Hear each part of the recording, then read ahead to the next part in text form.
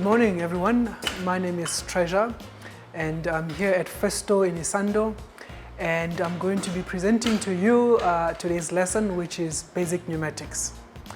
Now, basic pneumatics is something that is common in factory automation, and the objective of today's lesson actually is to make those theories that you've learned in class real. So we will be building circuits. We will also be looking at practical applications of the different circuits for you to be able to comprehend what you've learned in terms of the theory. Right, I have here the cyber-physical factory, which basically produces different parts. I have electronic device. This is what we produce. And so this electronic device passes the different stages in production line. So it will start off at the magazine, which is here. The magazine fits the front cover onto the electronic device, and there's also a press over here. So the press will press the two parts together, and it's basically doing this using pneumatic components that you may be very well familiar with. For instance, here I've got a double-acting cylinder. The double-acting cylinder, when it's extended, it blocks the parts from falling down. When it's retracted, it allows one part to fall down and then it extends again. The press is very simple. It's a double-acting cylinder. When it's retracted, it allows the parts to move through, and once it detects that the part needs to be pressed, then it extends to press the part. So now we will look at the first cylinder that will extend, lowering the entire magazine module. Okay, the magazine module has now extended, has lowered. And now we will look at the part being released from the magazine.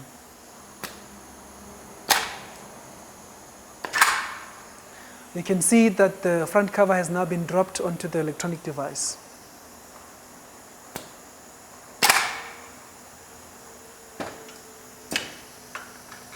And this is it here. We've looked at first the part, which looked like this. And the magazine module has then placed the front cover.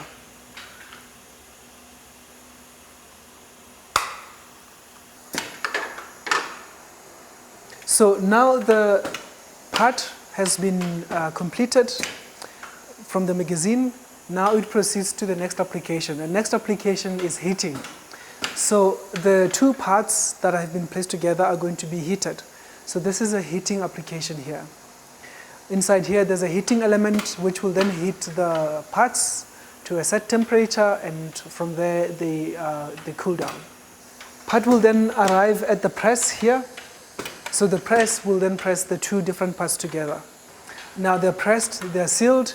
So once the part is pressed, coming out of the press, this is a complete product. It proceeds further for further processing and distribution. So what we will now do next is we're going to really go down to the basics.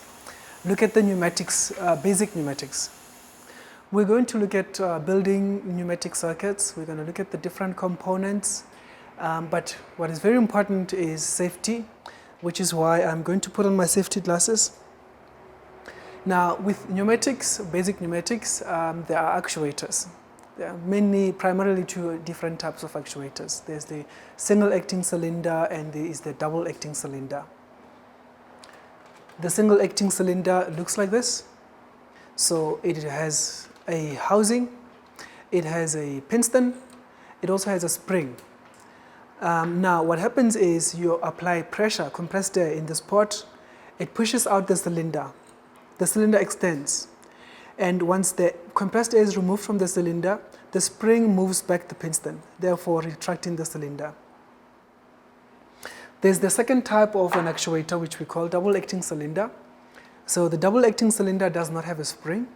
Instead, it has two ports.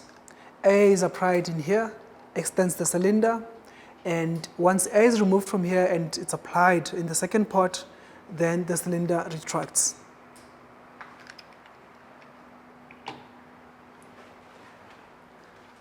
Now we will look at the valves in pneumatics, basic pneumatics. In this case, I'm showing the 3 two-way push-button valve, which has 3 ports, rather 2 ports and an exhaust. Port 1 and port 2, in this case, this is not pressed. Now air is trapped inside the valve, and whichever air that was inside the cylinder will then escape to the exhaust. Once I press the button, I'm allowing air to flow from 1 to 2, thereby extending the cylinder. This is the 3-2-way valve, push button valve. And this is the single acting cylinder. I'm going to hold it in my hand. So we start with, of course, air must be closed. We supply air to the valve. This is port number 1. And supply air to the cylinder as well.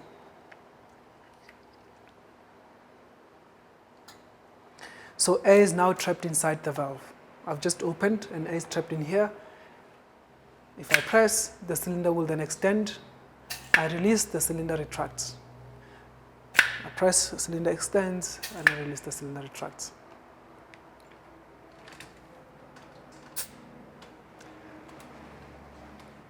These are the IEC symbols for the 3-2-way valve and the single acting cylinder, the components which I've used in the diagram. And you will see that there is port number 1 where air goes in, there's port number 2 where air goes out. There is also port number 3, which is demonstrated by a triangle, and this is exhaust port. The valve has a spring so that when I release it, it goes back to closed position, which is exhausting. If I press it, air will then flow from 1 to 2. And indeed, if you look at this, shows really how to interpret IEC symbols. So those lines that you were seeing in the previous picture are now, I've just opened them up so that you can see that the 3 is a port, 2 is also a port, and 1 is a port. You will see that by default, if I'm not pressing the valve, 2 is connected to 3. You can see there's a passage there. When I press the valve, 1 is connected to 2, thereby allowing air to flow from 1 to 2. So we will now look at another type of a valve. This is a 5-2-way valve. 5-2-way valve usually looks like this. It will have 5 ports, and it has 2 positions. So those 5 ports are these 2 here. This is 4 and 2 that connects to the cylinder, and we have 14 and 12. 14 and 12 connects to the control valve. When I say control valve, I'm talking about push button valves. And we have number 1, which is always air, and we have 5 and 3 are exhaust. So this is why they are not really ports, they're exhaust. Now I'm going to build a circuit quickly here.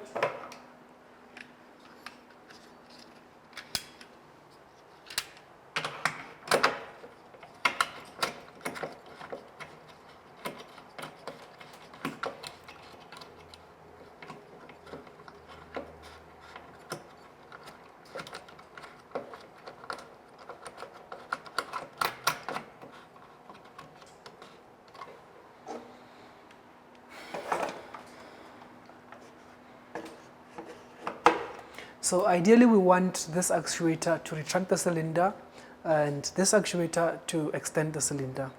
So you will see that port 1 connects to air, port number 2 goes to 14. Same applies to the second valve, 2 goes to 12 in this case, and 1 must always connect to air. You must make sure that your pipes are long enough. We don't want a situation where pipes are strained because this can lead to blockage. So you can even move the components if you need to.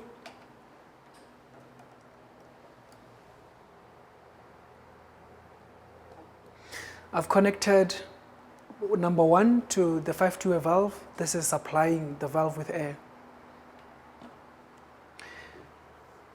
I have now port 4 and port 2, which connects to the cylinder.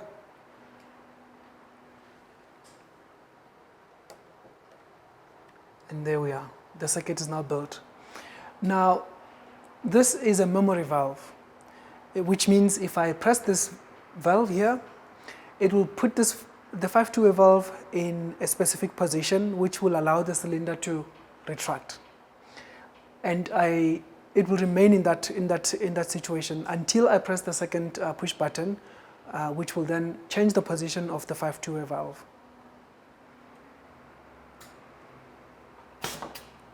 So this will then extend the cylinder, and it remains extended. I press the second valve, it retracts the cylinder. And indeed, this is what we see on the screen. So when I'm pressing the first valve, it allows air to flow from port number 1 out to port number 2 to port number 14 on the 5-2-way valve. This will then allow the valve to flow air from port number 1 to port number 4. And when this happens, air goes out of the valve into the actuator then extends. It is very important that the air in front of the cylinder must not be trapped, which is why usually we use 5-2-way valve with double acting cylinders. In this case, when air is coming out or is going into the cylinder via this port, air escapes on the second port of the cylinder out to the exhaust port, this line here. You will see that if I then release the first push button and I press the second push button, air is now applied onto the front of the cylinder, and the air that was at the back of the cylinder is now escaping to the exhaust port. These are the IEC symbols for the components that I've used in the circuit. So we have 2 3-2-way valves, and we have 1 5-2-way valve and 1 double acting cylinder. Now we're going to look at building a pneumatic circuit, basic pneumatic circuits. It's very important that you structure your circuit in a comprehensible manner, that you have supply first at the lower part, that you have valves second, and that you have actuators last, which is at the top. So we build low going up. So these are just some of the examples of valves that I've put in here. So we've seen the 3-2-way valve in terms of the push button, the manually operated 3-2-way valve. This symbol here shows us the piloted valve, 3-2-way piloted valve, and this is it here. It's a mechanically operated valve. So what turns on this valve, if you want, it's a mechanical contact. If it makes mechanical contact with an actuator, this valve is activated. And we can see the IEC symbol for this type of a valve. We're going to look at a quick video of a scenario that we can then build a circuit from. In this case, this is a clamp and cut application. So you can imagine this as a production where someone is cutting parts and producing something.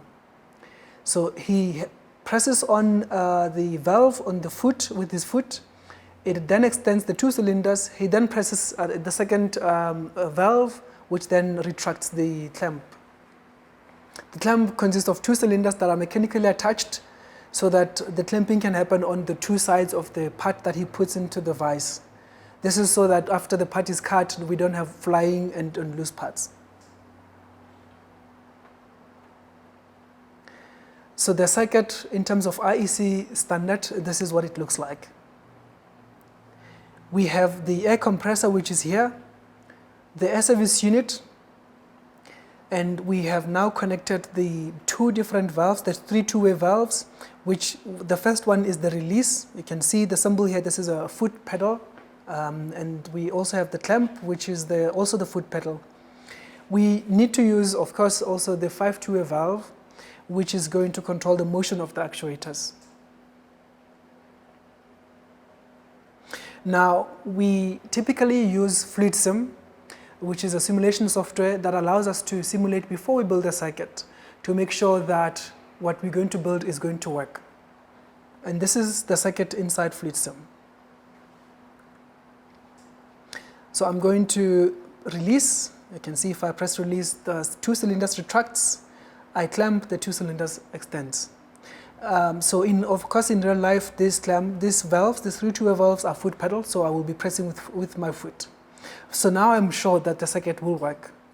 I'm now going to build it physically on the panel.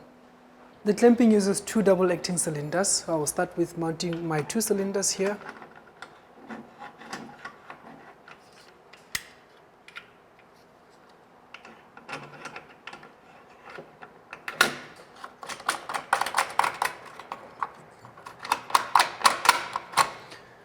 The second cylinder.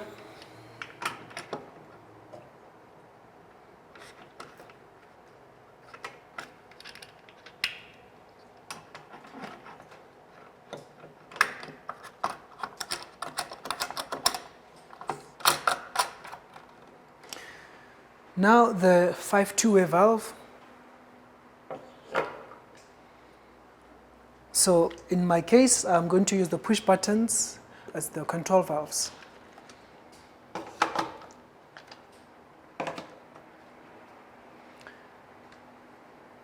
Now you can see in the circuit diagram that port number 1, all port number 1s are connected to supply. And this is manifold, this is where air supply comes from. So I'll connect all the ports, port 1 to the manifold.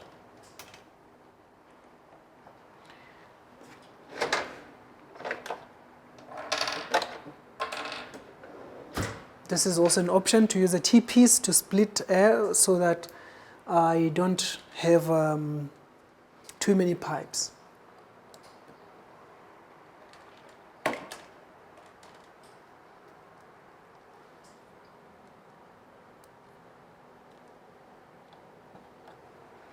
So now I have connected all the air supplies to the valves and to all the valves. So now port number 2 here must go to 14 on the 5 two-way valve.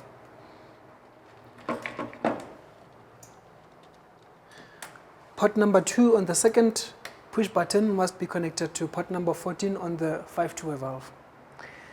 So at this point I've connected the push button valves. I now need to connect the cylinders.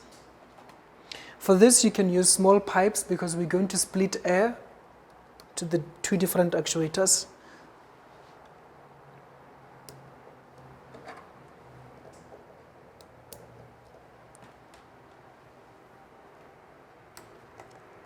So that port number 2 goes to this cylinder and also goes to the first cylinder.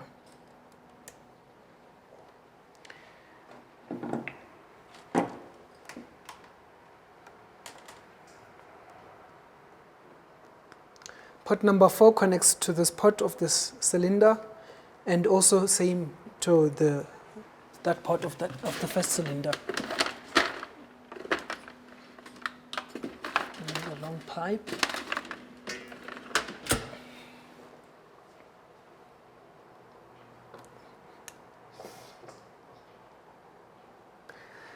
Circuit is done. So I'll demonstrate how it works. 2 cylinders extends to clamp the part. Both cylinder retracts to release the part. Now, typically what happens is that you might need to put some flow restrictions because you can see the speed at which those 2 cylinders extending is quite fast. Particularly when it comes to unclamping, because already you have 2 parts that have been cut, and when you unclamp, you don't want to unclamp at a very rapid speed. You want to unclamp gently so that the parts does not fall off the table. Now for that we use a throttle valve. Throttle valves minimizes flow in one direction and allows maximum flow in opposite direction. Because of course we want to restrict flow in the only retraction direction. So I must close air here. I'm going to take port number 2 from the 5 two-way valve so that it connects in series with the check valve, the throttle valve, excuse me.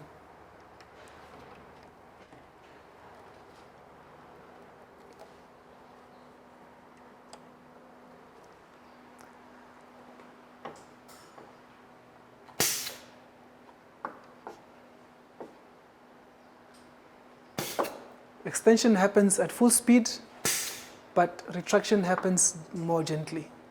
By adjusting this, I am controlling the flow.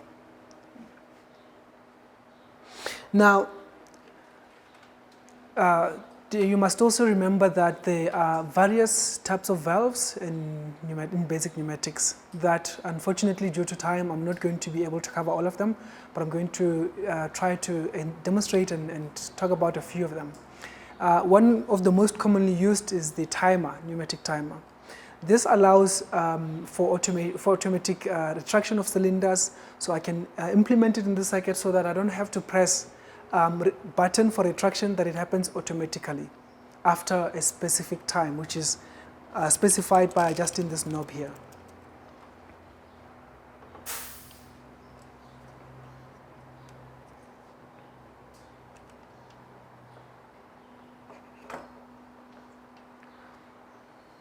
In this case, I will get rid of the second push button because I want the retraction to happen automatically.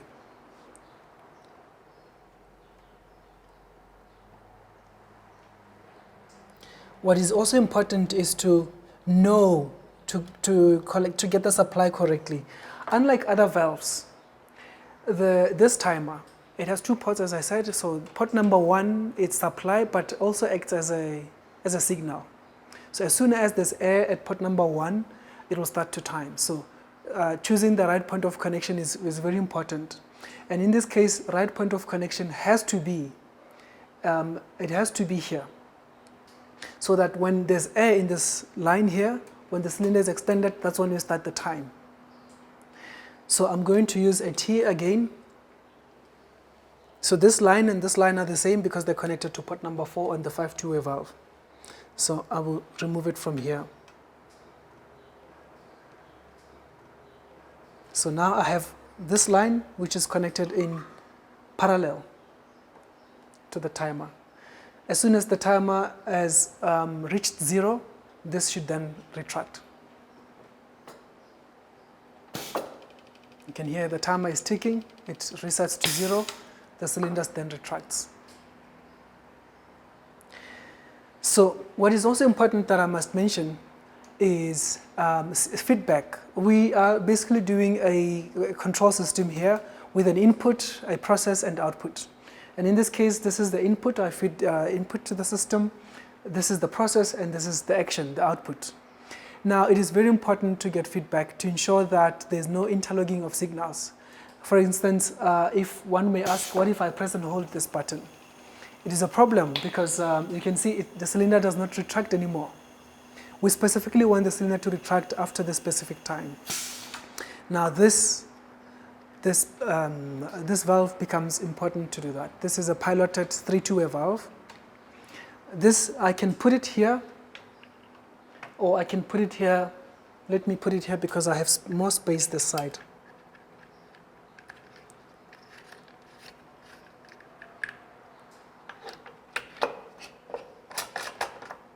I hope that you already know logic gates because I'm going to use what we know as AND gate or AND function. So what an AND function is, it simply means that these two cylinders will only extend provided that there's a signal coming from this 3-2-way piloted valve and 3-2-way push button valve.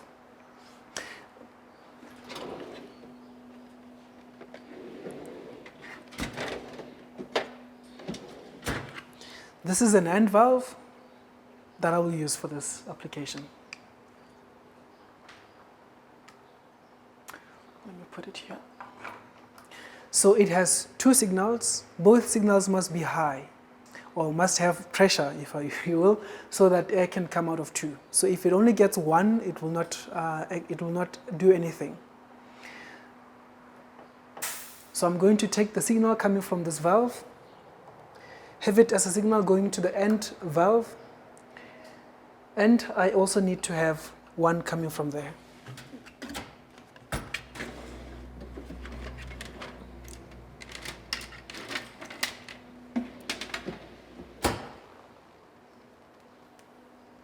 In this case, the piloted 3-2-way valve must be connected to the air compressor on port number 1. And port number 2, it is then connected to the second signal on the end valve. The output of the end valve then acts as input to port number 14 of the 5 two-way valve. You can see the circuit is becoming more and more complex.